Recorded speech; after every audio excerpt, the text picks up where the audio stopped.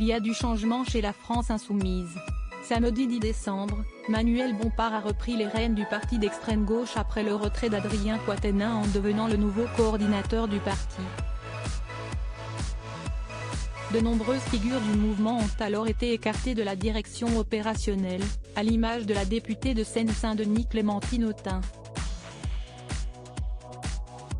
Ce qui n'a visiblement pas surpris ce proche de Jean-Luc Mélenchon. Bompard a adopté toutes les opinions et détestations de Mélenchon, qu'il méprise Autain, s'inquiète de Ruffin, très apprécié de la base, et est exaspéré par le couple Corbière-Garrido, a-t-il indiqué dans les colonnes du Canard enchaîné ce mercredi 21 décembre.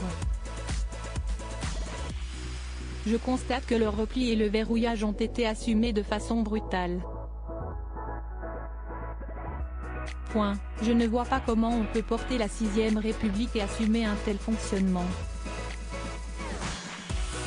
Il faut démocratiser LFI, a déploré de son côté Clémentine Autain dans un entretien accordé à Libération, dimanche 11 décembre. Fer de lance de la NUP, notre mouvement a une responsabilité historique notamment dans la course contre l'extrême droite, mais le message envoyé est de nature à fragiliser le rassemblement, a-t-elle pesté cette fois-ci auprès de l'AFP.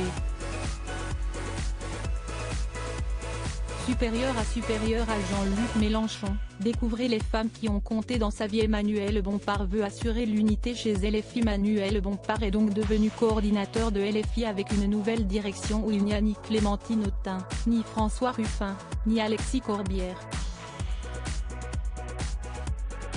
Mon problème aujourd'hui, ce n'est pas Clémentine Autain ou François Ruffin, mon problème c'est Emmanuel Macron, mon problème c'est l'extrême droite, et mon problème c'est comment on fait en sorte que dans ce pays la souffrance sociale et écologique, on y apporte une réponse, a expliqué le successeur d'Adrien Quatennens sur les ondes de France Inter, lundi 12 décembre.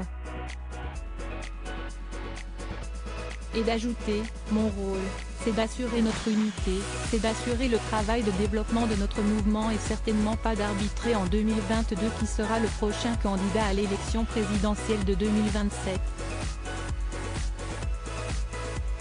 Article écrit en collaboration avec 6 médias Crédit Photo, Stéphane Le Mouton.